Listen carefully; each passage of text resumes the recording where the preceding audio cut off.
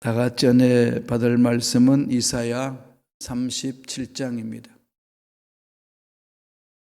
이사야 37장 1절에서 7절까지 말씀이 되겠습니다.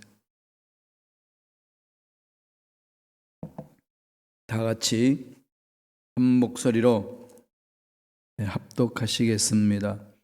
히스기야 왕이 듣고 자기의 옷을 찢고 굵은 베옷을 입고 야훼의 전으로 갔고 왕국 맡은 자 엘리야김과 서기관 셈나와 제사장 중 어른들도 굵은 베옷을 입었니라. 왕이 그들을 아모스의 아들 선지자 이사야에게로 보내매 그들이 이사야에게 이르되 히스기야의 말씀에 오늘은 환난과 책벌과 능욕의 날이라 아이를 낳으려 하나 해산할 힘이 없음 같도다. 당신의 하나님 야훼께서 랍사게의 말을 들으셨을 것이라. 그가 그의 상전 아수로 왕의 보냄을 받고 살아계시는 하나님을 회방하였은즉 당신의 하나님 야훼께서 혹시 그 말로 말미암아 견책하실까 하노라. 그런즉 바라건대 당신은 이 남아있는 자를 위하여 기도하라 하시더이다 하니라. 그리하여 히스기야 왕의 신하들이 이사야에게 나아가매 이사야가 그들에게 이르되 너희는 너희 주인에게 이렇게 말하라. 야훼께서 이같이 말씀하시되 너희가 들은 바 아수로 왕의 종들이 나를 능욕한 말로 말미암아 두려워하지 말라. 보라, 내가 영을 그의 속에 두리니 그가 소문을 듣고 그의 고국으로 돌아갈 것이며 또 내가 그를 그의 고국에서 칼에 죽게 하리라 하셨느니라 하니라. 아멘. 이 말씀으로 위기 앞에 서 있는 히스기야라는 제목으로 은혜 말씀을 나누겠습니다. 이사야 36장, 37장은 같은 내용으로 사건을 기록하고 있습니다. 같은 사건을 두 장에 걸쳐서 기록하고 있는 거죠. 히스기야 왕이 통치할 때에 아수로 왕 산헤립이 두 번에 걸쳐 예루살렘을 침공합니다. 1차 침공 때는 히스기야 왕이 하나님께 회개하고 성전과 왕궁의 은금을 벗겨서 산헤립에게, 아수르 왕에게 조공을 바칩니다. 그리고 조약을 맺어요. 야, 이거 받고 우리 더 이상 침략하지 말고 사이좋게 지내자. 그렇게 해서 위기를 모면했습니다. 약탈자는 오케이 하고 갔지만은 이게 그 욕심을 부릴 수 있나요?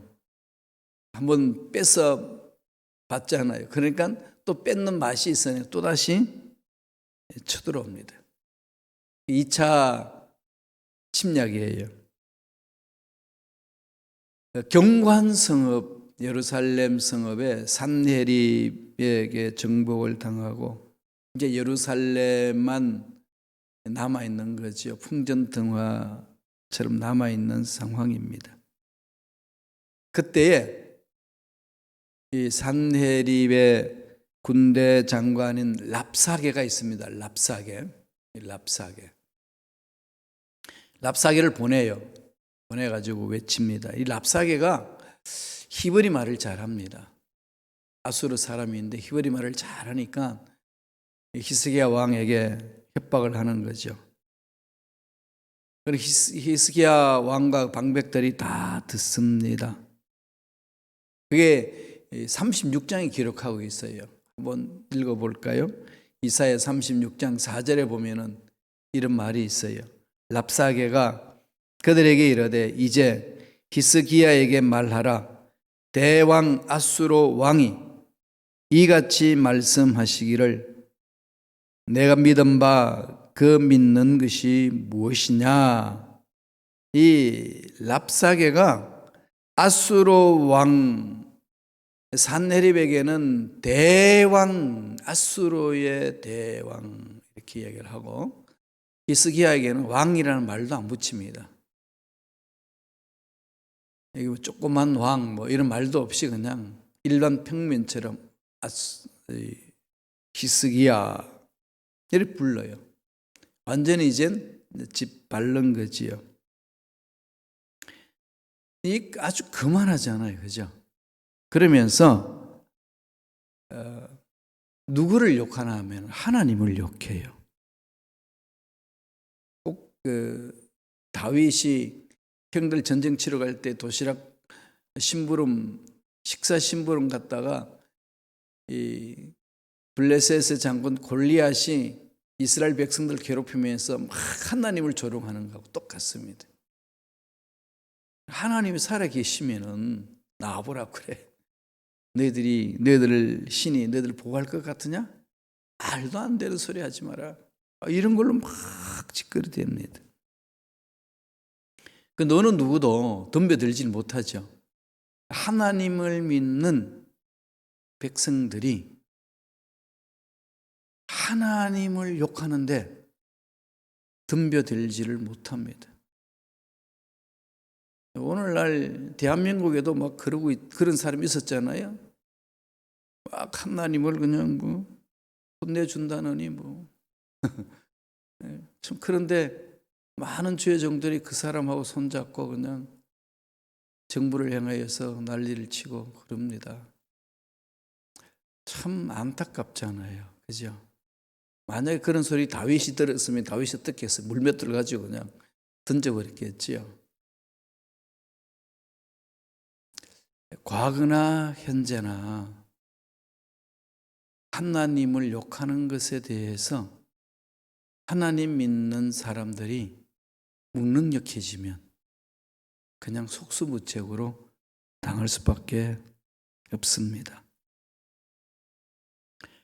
이 랍사게가요, 막 히브리 사람들을 막 괴롭히니까, 이스라엘 백성 괴롭히니까 이스라엘 사람 듣고 막 기겁을 하는 거죠. 이게 아수르 군대가 꽉 둘러싸여 있습니다. 그러니까 속수무책이잖아요. 그러니까 이게 전능하신 하나님 앞에 부르짖기는 그냥 몸부림을 치는 거죠. 아이고, 이젠 뭐 죽게 됐다. 이렇게 죽을 바에는 그냥 실컷 먹거나 죽자. 어차피 망할 일인데 뭐 오늘 뭐 실컷 먹긴 하자. 낙심과 좌절 속에 빠지는 거지요. 대한민국의 젊은 사람들이 참 이게 안타까운 말을 많이 해요. 헬 조선. 참 지옥 같다는 거죠. 열심히 돈을 모아도 집 하나 못 사는 그런 상황에 놓여 있으니까 소망을 잃습니다. 희망을 잃어나가는 거죠. 이러면은요, 그냥 뭐가 난리칠까요? 유흥가가 난리치는 거죠. 술 먹고 놀고 뭐 좋은 차 사가지고 돌아다니고 어차피 안 되는 거. 정말 안타깝잖아요, 그죠? 참 정말로 힘든 상황입니다. 지금은 코로나19로 인하여서 모두가 지금 힘들고 어려워하고 있습니다.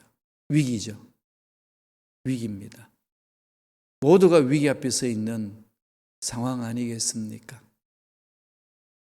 지금 히스기야 왕이 그 위기 앞에 서 있는 거죠. 통치를 잘 해오다가 참 훌륭한 왕이었는데 잘 해오다 이런 위기를 맞이합니다. 어떻게 해야 되나 이거죠. 그럼 히스기야 왕도 이거 어떻게 해야 되겠어요? 보통 왕들 같았으면 이집트로 사람을 보낸다든지 강대국에 사람을 보내가 좀 도와달라고 요청하곤 하잖아요. 히스기야는 그렇게 하지 않습니다. 이게 참 이런 면에 있어서 우리는 좀 배워야 돼요. 여기서 전능하심을 제일 먼저 우리가 인정하고 그분이 우리 인생의 문제에 답이 있다라고 정말로 믿는다면은 어떻게 해야 될까요?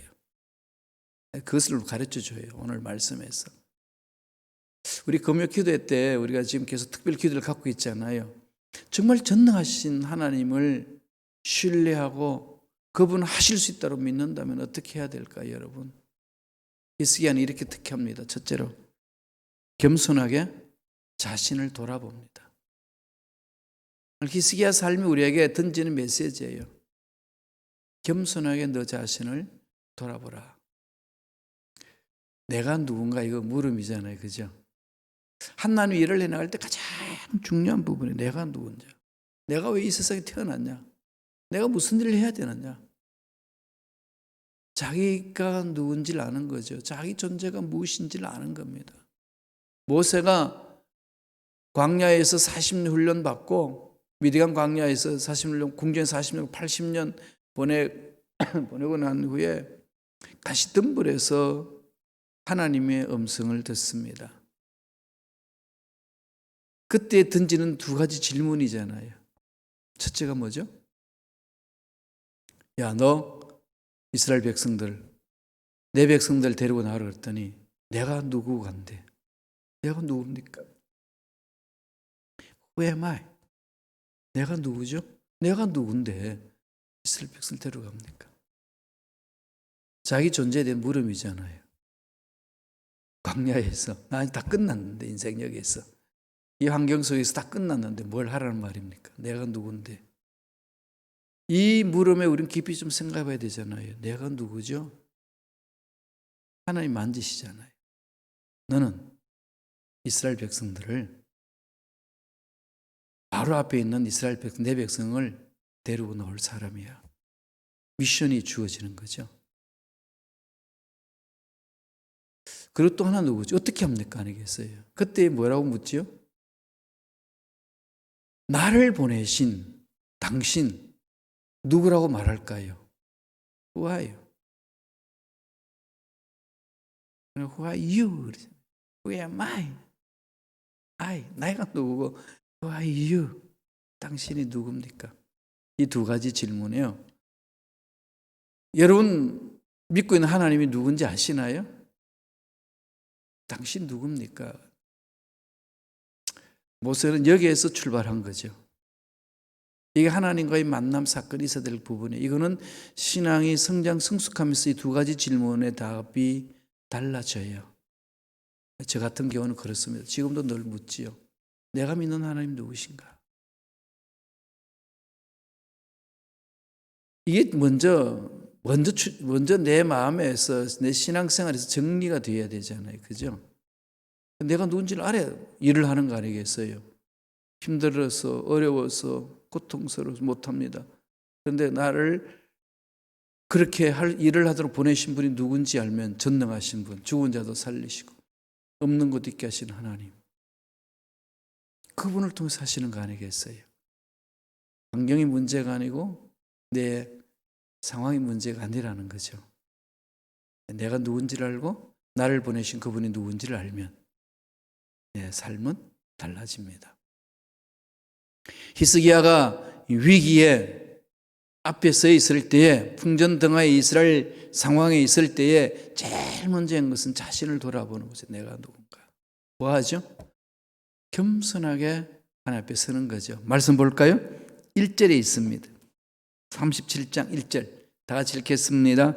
히스기야 왕이 듣고 자기의 옷을 찢고 굵은 배 옷을 입고 야훼의 전으로 갔고. 배 옷을 입는다, 죽을 때 입는 옷이죠. 굵은 배 옷을 입었다는 것은 하나님께서 돕지 아니하시면 저는 죽은 목숨과 같습니다. 이 고백이잖아요. 하나님 손에 있습니다, 이거죠. 내 인생은 하나님 손에 있습니다. 깜깜하거든요. 지금 히스기야는 세상의 방법으로는 할 수 없다는 거죠. 하나님이 도와주시지 아니하시면 안 됩니다. 이겁니다. 그렇게 기도하니까요, 거기에 있는, 왕궁에 있는 국내 대신 서기관들, 제사장들, 유다의 어른들이 똑같이 굵은 베옷을 입고 기도에 동참합니다. 하나님 앞에 겸손하게 무릎을 꿇는 거지요. 이걸 오늘날 저와 여러분들이 마음판에 새겨야 될 말씀 아니겠습니까? 힘들고 어렵고 답답하고 이런 상황 속에서 해야 될 일은 전능하신 하나님 앞에 무릎을 꿇는 것. 성경에서 주는 답은 간단하더라고요. 다른 길이 없지 않습니까? 근데 이걸 슬렁슬렁 가는 게 아니라 정말로 하나님을 신뢰하고 하나님 아니면 답이 없습니다. 이거 몸부림치는 거죠. 2절 한번 읽어보시죠. 2절에 왕궁 맡은 자 엘리야김과 서기관 셈나와 제사장 중 어른들도 굵은 베옷을 입으니라.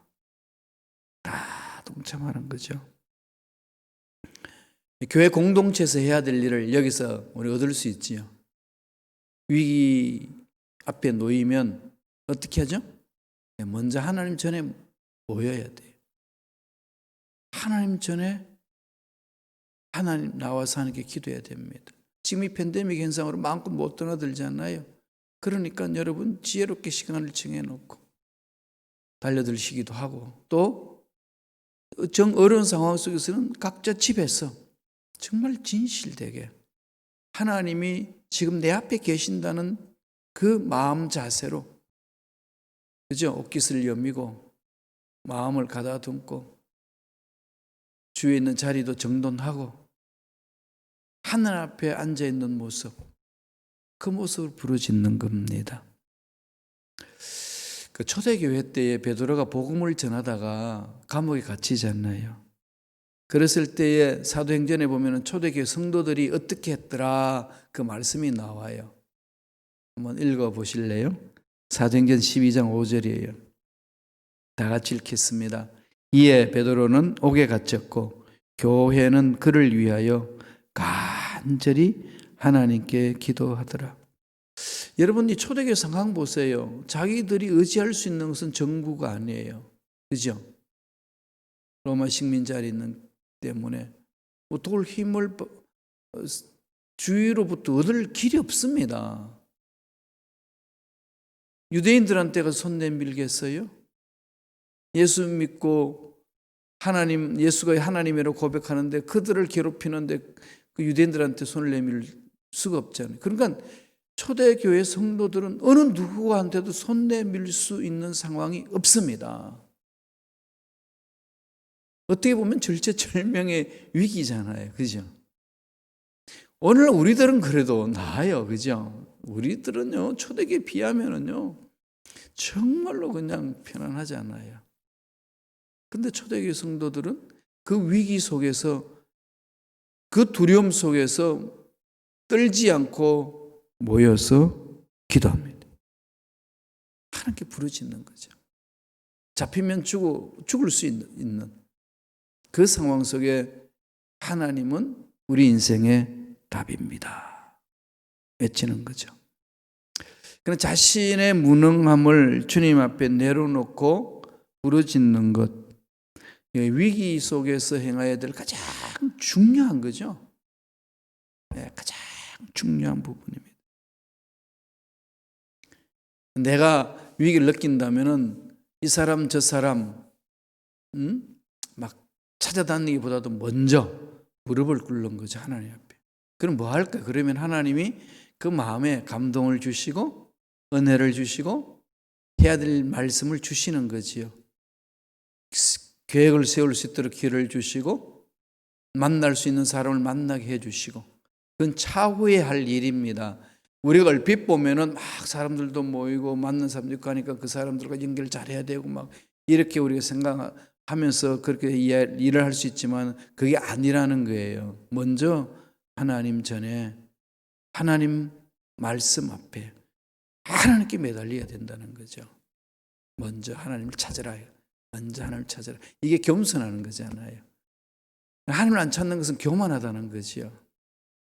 가장 중요합니다. 두 번째는 그리고 나서 어떻게 하죠? 기도로 도움을 요청하는 거죠. 영적 지도자들을 부르는 겁니다. 그리고 믿음의 일꾼들을 부르는 거죠. 그리고 오늘 히스기야는 어떻게 할까요? 자기가 먼저 기도하고 나서 두 번째로는 뭘 하죠? 기도의 도움을 요청합니다. 이사야 선지자가 그때 활동했거든요. 그 선지자에게 영적인 이 문제를 해결해달라고 요청을 하는 거죠. 무슨 문제일까요? 산헤립이 쳐들어온다. 그리고 다 성들, 경과 성들 쳐들어오고 이제 예루살렘 성만 남았다. 포위됐다. 백성들은 지금 막 두려움 속에 빠져 있고 우리는 완전히 풍전등합니다. 어쩔 수 없습니다. 이거 뭐 어떻게 해야 되는지 모르겠습니다. 이것을 선지자에게 알려라. 그래요. 이 3절에 있습니다. 읽어볼까요? 다 같이 읽겠습니다. 그들이 이사야에게 이르되 히스기야의 말씀에 오늘은 환난과 책벌과 능욕의 날이라 아이를 낳으려 하나 해산할 힘이 없음 같도다. 이거 여러분 느끼지 않나요? 해산할 때가 됐는데 아기를 가졌는데 애를 낳아야 되는데 아기를 낳을 힘이 없는 거예요. 지금 힘이. 어쩔 수 없다는 거죠. 이거 뭐 우리가 어떻게 손쓸 수 있는 건 하나도 없습니다. 그러면서 이어서 4절에 이렇게 말합니다. 그 랍사게가 했던 말을 이야기를 하는 거예요. 다 같이 읽어볼까요? 당신의 하나님 야훼께서 랍사게의 말을 들으셨을 것이라. 그가 그의 상전 아수로 왕의 보냄을 받고 살아 계시는 하나님을 해방하였은즉 당신의 하나님 야훼께서 혹시 그 말로 말미암아 견책하실까 하노라. 그런즉 바라건대 당신은 이 남아있는 자들을 위하여 기도하라 하시더이다 하니라. 그럼 히스기야는 먼저 하나님 전에 가가지고 부르짖고 베옷을 입고 이젠 뭐 하나님 살려주시지 않으면 전 죽습니다. 사느냐 죽느냐 이 문제입니다. 부르짖고 기도의 요청으로 도움의 손길을 보내는 거죠. 누구한테? 선지자 이사야에게 사람을 보냅니다. 하나님 앞에 무릎을 꿇고 또 그 영적인 능력을 체험하고 영적인 능력으로 살아가는 영적인 사람들에게 메시지를 보내는 거죠. 요청을 하는 겁니다. 하나님의 일은 영적으로 깨어있는 사람들이 모여서 일하는 거예요. 한 공동체 20% 정도 됩니다.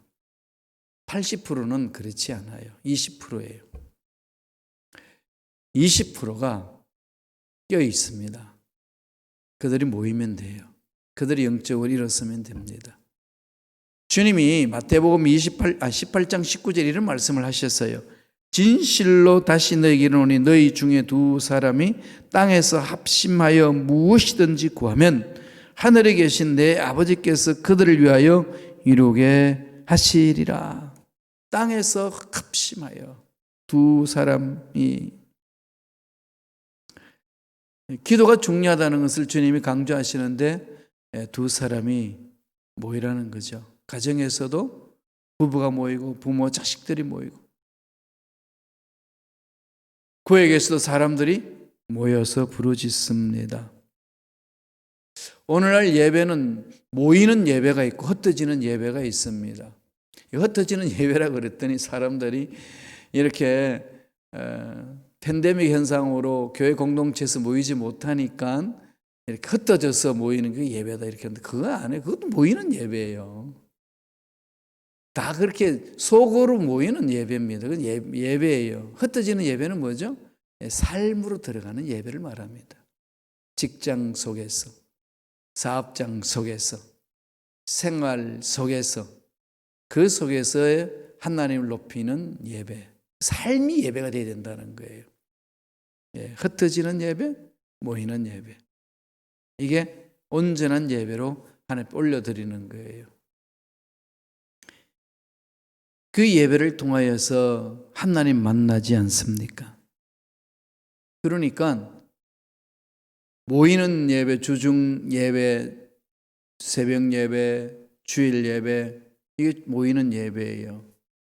이 예배 속에서 하나님 만나기 위해서 우리가 몸부림치며 기도하는 것이고, 그러고 나서 하나님의 그런 능력을 체험한 자들이 삶의 여러 가지 형태 속에 들어가서 삶으로 살아내는 거죠. 하나님을 높이고 하나님의 주인 되심을 드러내는 겁니다. 이게 하나로 아우러지는 것이 온전한 예배다. 그렇게 말씀하는 겁니다. 위기 앞에 서 있을 때 우리들이 해야 될 일입니다.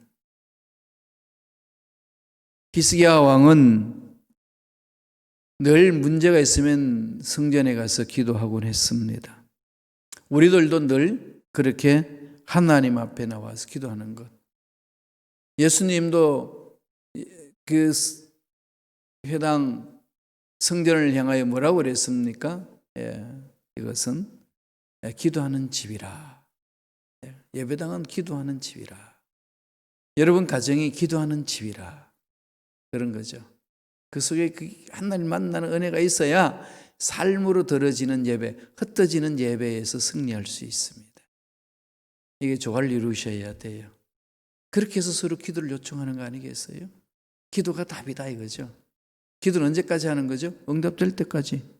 응답될 때까지 하는 겁니다. 포기하면 안 돼요. 하나님은 살아계십니다. 나는 약한데. 어떤 문제들이 일어나면 내가 할 일이 아무것도 없다고 느껴지는 순간에 두려움이 오잖아. 그죠? 속수무책으로 막 나를 막 격동시키죠. 막 괴롭히죠. 그럴 때 어떻게 하라고요? 말씀 앞에, 하나님 앞에 오셔야 돼요. 그러면은 마음이 이렇게 평안을 얻고 하나님의 음성을 듣고 답을 찾아갑니다. 그리고 부르짖는 거예요. 끝까지. 마지막 세 번째는 어떻게 해야 되죠? 잘못된 것들을 고쳐나가야 됩니다. 지금 코로나19 사태로 인한 팬데믹 현상은 지금 새로운 기회를 준 거거든요. 하나님이. 그죠? 우리가 이렇게 한번 고쳐보고 저렇게 한번 고쳐보자 해도 막 전혀 할 수 없었던 것을 지금 이 코로나19로 인하여서 막 고쳐지는 현상이 일어나지 않아요. 삶의 스타일을 바꿀 수 있는 기회예요. 자신을 돌아보고 매달리고 잘못된 것들이 뭐가 있느냐 고쳐나가는 거죠. 열왕기하 18장 3절 4절 우리 새벽 예배 때 본 내용인데요. 열왕기하 18장 3절 4절 한번 다 같이 한번 읽어보실까요? 히스기야가 그의 조상 다윗의 모든 행위와 같이 야훼께서 보시기에 정직하게 행하여 그가 여러 산당들을 제거하며 주상들을 깨뜨리며 아세라 목상을 찍으며 모세가 만들었던 놋뱀을 이스라엘 자손이 이때까지 향하여 분향함으로 그것을 부수고 너후스단이라 일컬었더라.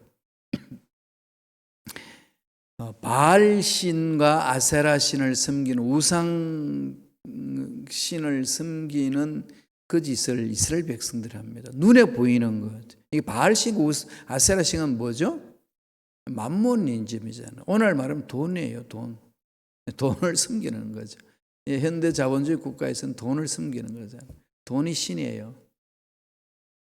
말은 야훼가 하나님의 인생의 주인입니다. 그렇지만 돈이 없이는 안 되는 거잖아요. 저 역시도 그런 이 두려움에 빠질 때 많이 있습니다. 아무것도 할 수 없으니까, 그죠? 살 재간이 없잖아요. 이 돈이 탁 발목을 잡을 때 찾아오는 이 두려움은요, 이루 말할 수 없습니다. 흔들릴 수밖에 없거든요. 그러니까 신앙이 약하면 자연히 그 돈신을 섬길 수밖에 없는 거죠. 그걸로 매이는 겁니다. 그렇게 하고 있으면 그걸 다 깨트리는 거예요. 야훼 하나님 안에 있다. 먼저 그 나라 그 일을 구하라. 그러면 모든 다 주신다. 이 신앙을 자꾸 회복시키는 거죠. 그런데 그 중에 이스라엘 백성들이 또 뭘 섬기냐면은 광야 생활에 이스라엘 백성들이 불평을 하니까 하나님이 불뱀을 보내가지고 다 물게 하잖아요. 그죠? 그래서 물린 자들 독 때문에 죽어갑니다. 그때 하나님이 치료의 방법을 주시는 게 놋뱀을 만들어서 세워라. 예수 그리스도의 십자가를 상징하는 거죠. 놋뱀을 바라보면 다 낫는다. 그러니까 사람들이 웃기는 얘기예요. 아니 뱀한테 물려가지고 지금 독 때문에 죽어가고 있는데 아니 놋뱀을 쳐다보면 낫는다니 말이나 되는 소리냐고 무슨 뚱딴이 같은 소리 하느냐고. 그래서 고집을 부리면서 안 쳐다본 사람은 죽어가고 그걸 끝냈어요. 그러나 이판사판 그죠? 삼세판 이래 죽으나 저래 죽으나 한번 해보자라고 바라본 사람 살아났습니다. 그런 효험이 있었어요. 놋뱀이. 그러니까 이스라엘 백성들이 야, 저건 신이다는 거지. 그때까지 그게 있으니까 그것을 우상으로 섬깁니다. 십자가가 여러분 이 나무 막대기 두 개가 뭉쳐져 있는 게 능력인가요? 지금 믿는 게 능력이지. 십자가 걸려 있는 게 능력이 아니잖아요. 다만 상징입니다. 믿음을 가져야 돼요. 그렇지 않고 십자가만 붙들면은 능력이 있다라고 하면 그것도 우상이 될 수 있습니다. 그래서 오늘날 현대 교회에서는 십자가를 많이 없앱니다. 왜? 사람들이 자꾸 우상으로 생각하니까. 십자가는요, 믿음의 능력이 있어요. 눈에 보이는 형상이 믿음이 있는 게 아니고, 노뱀을 그 치유를 줬다고 생각하니까 우상을 섬기는 거죠. 그래서 히스기야가 다 하늘 깨트려 버렸어요. 없애버렸습니다. 하나님을 믿지 않으니까. 이렇게 잘못된 것들을 다 뜯어 고치는 거지요. 히스기야가 한 일입니다. 하나님 뻘벌을 쓰고자는 몸부림이에요. 그렇게 했더니 하나님이요, 기도하고 부르짖고 그렇게 나아갔더니 이사야를 통해 가지고 하나님이 말씀을 주십니다. 우리 말씀을 보실래요? 37장, 이사야 37장 6절 7절 다 같이 읽겠습니다. 이사야가 그들에게 이르되 너희는 너희 주에게 이렇게 말하라. 야훼께서 이같이 말씀하시되 너희가 들은 바 아수르 왕의 종들이 나를 넉넉한 말로 말미암아 두려워하지 말라. 보라, 내가 영을 그의 속에 두리니 그가 소문을 듣고 그의 고국으로 돌아갈 것이며 또 내가 그를 그의 고국에서 칼에 죽게 하리라 하셨느니라 하니라. 뭘 말씀하죠? 두려워하지 말라 받으신 거죠. 하나님께 집중하는 이스라엘의 백성들의 그 마음을 하나님 받으신 거죠. 그래서 하나님이 선포해 줍니다. 두려워하지 마라. 내가 영을 그 속에 두리니 그들을 내가 손봐주겠다는 거 아니겠습니까? 그들이 두려워가지고 이제 다 전쟁 멈추고 돌아간다는 거예요. 돌아갈 것이다. 그리고 돌아가면 끝나는 게 아니라 고국에 가가지고 그들 다 전멸당한다. 이 말씀을 선포합니다. 이스라엘 백성 한 거 없어요. 하나님을 신뢰하고 하나님께 매달리고 부르짖고 우리가 모아서 모두가 그렇게 가자. 잘못된 거 뜯어 고치자. 하나님 뻘바로 서자 이겁니다. 그랬더니 하나님이 내가 손봐주마 이거 아니겠어요. 오늘 저와 여러분들 잘못된 걸 뜯어 고칩시다. 교회에서 잘못된 것 뜯어 고치고 생활 습관 뜯어 고치고 하나님 올바로 서지 못한 것 뜯어 고치고 부르짖는 겁니다. 어떤 말씀을 주시나요? 이사야 37장 36절에 가면은 이렇게 말씀합니다. 다 같이 읽어볼까요? 야훼의 사자가 나가서 아수르 진중에 18만 5천인을 쳤으므로 아침에 일찍 일어나 본 적 시체뿐이라. 그죠? 시체뿐이라. 이건 뭐 18만 5천 명이 쳐들어와 가지고요. 그거 그냥 덮부서겠는데 그냥 아침에 눈 떠서 보니까 모조리 다 죽었습니다. 바로 왕에게 이스라엘 백성을 내보내라 그래도 그냥 재앙을 그렇게 줘도 말 안 듣잖아요. 마지막에 재앙, 그죠? 죽음의 사자가 지나간다. 문설지 피를 바르고 그 속에 있거라. 그렇지 않은 사람 다 죽는다. 그냥 밤사이 그냥 쓸어버립니다. 하나님의 역사는 그런 거예요. 여태까지 안 되는데 무슨 일이 일어날까 그러지 맙시다. 하나님의 역사는 한순간에 어둠은 빛을 바라면 그냥 어둠 물러갑니다. 우리 인생에 답답하고 힘든 어려운 문제 한순간으로 끝나는 거 아니겠습니까? 산헤립은 니느웨로 나아가서 자신의 그 묘에 가서 경배하는 중에 두 아들에게 칼 맞아 죽습니다. 왜 군사들 다 죽이고 왔냐 이거지. 왜 바보 같은 짓 하고 왔냐 이거지. 대왕이 그러면 되느냐고. 그 두 아들이 이제 뒤를 이어가거든요. 하나님이 하나님을 모독하고 하나님을 욕하고 하나님을 대항하는 자 하나님 내버려 두지 않습니다. 우리 믿는 자들이 거기에 확신이 있었어야 돼요. 그래서 우리 믿는 자들이 함부로 하나님을 욕되게 해서는 안 됩니다. 하나님은 살아계십니다. 그 하나님 앞에 매달립시다. 오늘도 그 하나님을 바라봅시다. 하나님은 하나님만을 신뢰하고 달려오는 우리들 버리지 않습니다. 반드시 힘들고 어려운 이 상황을 잘 극복하게 하시고 우리의 소원 이루어지시고 앞날 열어주실 줄로 믿습니다. 그 은혜가 넘쳐나기를 간절히 축원합니다. 기도하겠습니다. 하나님 감사합니다. 오늘도 생명 주시고 말씀을 받을 수 있도록 은혜 주시니 감사합니다. 말씀을 붙들고 전능하신 하나님을 바라보며 몸부림치며 기도하며 잘못된 것을 뜯어 고치고 올바로 서는 자 되게 하셔서 하나님의 기적을 맛볼 수 있도록 역사하여 주시옵소서. 하나님의 놀라운 기적이 우리에게 넘쳐날 줄로 믿습니다. 오늘 기도 시간에 하나님의 살아계신 기적을 맛볼 수 있도록 역사하여 주시옵소서. 감사하고 예수님 이름으로 축복하며 기도드리옵나이다. 아멘.